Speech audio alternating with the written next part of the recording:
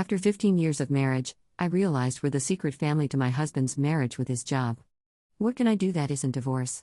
I, 35F, have been married to my husband, 37M, for almost 15 years. We have 2 kids, 13 and 9. Without trying to sound braggy, we are very blessed. We're financially comfortable and we provide a wonderful life for our children and ourselves through our combined sacrifices and hard work. I'm a stay-at-home mom and always have been. It wasn't something I thought I wanted until I was pregnant with our first child. I realized that my husband's job didn't allow for both of us to work while also giving our kids the time and attention we felt they deserved. So I gladly stayed home. I'm still happy with that decision and don't regret it at all. I love being with my kids and always being available for them. But the cost of my independence and identity has been a very high price, and I have to manage my mental health very carefully because it's easy for me to fall into depression and anxiety. I live and love through my to-do list. There are no sick days, no time off, no recognition. Your only reward is if your child is healthy, happy, and decides to behave that day. I wouldn't trade it for the world because I love my kids more than anything, but it is incredibly thankless. Throughout the years, my husband and I have struggled to maintain a strong relationship. For the most part, I do believe he is a good person to the people he cares about. He's dependable and very self-driven. If all we needed in life were material things, we'd be incredibly happy.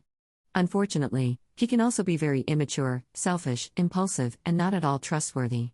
Our friends and family think we have it all. From the outside, he comes across as a very considerate and caring husband, and I'm sure he is in comparison to many other spouses. He travels 4 to 5 days a week for work, but when he's home, he gets up with the kids, takes them to school so I can sleep in, and does their nighttime routine. He handles their sports practices and games when he's in town. He goes on dates with me when I ask, rubs my feet when they hurt, and we go on a couple's trip every year to exotic international places. He even took me on a designer shopping spree. It all sounds like a dream life. And for the most part, it is.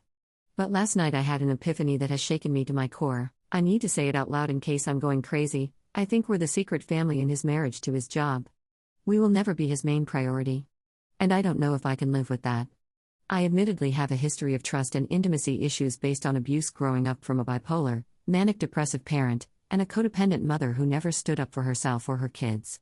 As a middle child, I learned early that no one would prioritize my well-being except for me. I learned to stand up for myself and for the people I cared about. I've definitely brought that into my marriage. I will always speak up when there's a problem. I attribute much of the life we've given our kids to that.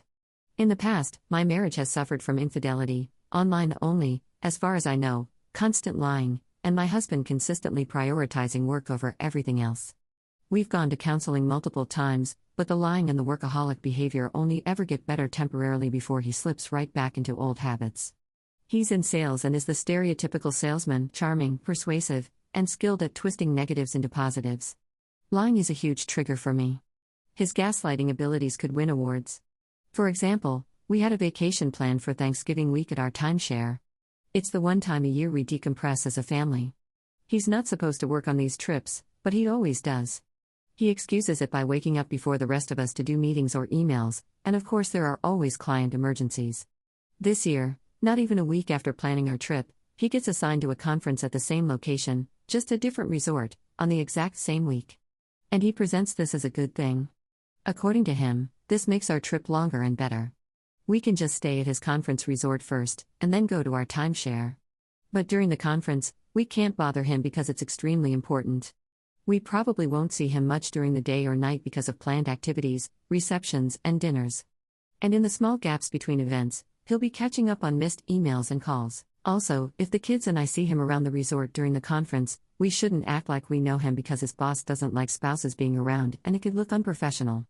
I'm used to him prioritizing his professional image to the point of absurdity, so I just kept the kids entertained. But we all ended up getting horribly sick with colds. The kids recovered quickly. I didn't. Even sick, I took them on a 12-hour day tour because we had planned it. I took them to the beach and the pool. We would pass out every night from exhaustion. Then yesterday, I woke up too sick to get out of bed, no voice, sore throat, migraine, congestion. The kids begged to go out, but I simply couldn't. That happened to be the last day of his conference. I saw my husband for 30 minutes total. I asked him to drive me to get medicine. He said he didn't have time. I ordered it through DoorDash. That night, I felt well enough to take the boys to dinner at the hotel restaurant. I sent my husband a picture of our son's sushi, and he came to the table for 2 minutes, told me I looked pretty, and left. Hours later, after 1 a.m., I woke up and realized he still wasn't back. I called him. He said he was just walking back to the room because he'd been networking at the lobby bar with a client. When I asked why he didn't check on me once, he snapped, "Why are you so upset? I'm here to work." That's when I broke. He gets to go on these trips, eat fancy dinners, go on private tours and ATV rides, attend catered receptions, then close down the bar networking.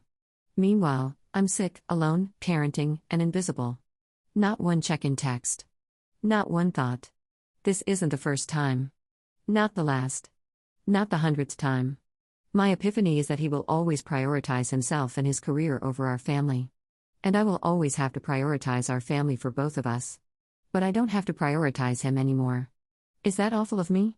To me, this isn't enough to justify a divorce, not right now. My kids love their dad. He's a great dad when he's physically present. He also superficially takes care of my needs better than some spouses do. But I've never been anyone's priority. That's all I've ever wanted. I grew up being strong because I had no choice. But I wish so badly I could put that responsibility down and let someone else carry it for once. I keep giving him opportunities to step up, but he never does unless it benefits him. I'm done. Is it okay if I stop expecting him to show up for me? If I stop letting him and so I stop getting hurt? No more couples trips. No dates. No watching the same shows together. No intimacy, physical or emotional. Nothing that builds our bond only for me to be disappointed again. He's a salesman even in our marriage, everything he does to bond with me ends up being for his own benefit. I know it will cause emotional distance. I know it will damage the marriage. But we've tried counseling 3 times. He always gets better for a month or 2. Then we end up right back here.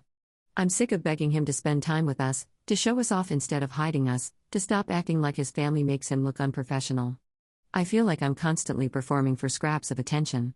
I'm tired of being the secret family to his marriage with his work. I'm tired of being treated like a convenience. For my own mental health, I need to stop prioritizing him. I need to become my own person again. When we get back home, I plan to start working toward my own career. I've already looked at some options.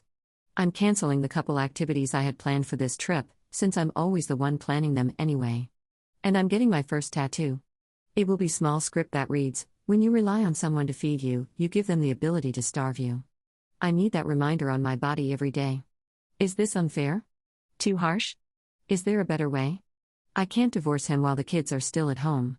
I know it wouldn't be best for them. It would feel like a waste after everything. And I'm pretty sure I'm too emotionally needy for the relationship I want. Fictional boyfriends are unrealistic. I will never get married again. I never want to open myself up emotionally like this again. Enough is enough. I want the freedom of relying only on myself. Is there even another path in this situation? I'm done being vulnerable. I would love advice on how to handle this. I don't want moral judgment. I just want to know if anyone else has experienced this, and what they did. Or if you've been on the other side, I'd like to understand that too.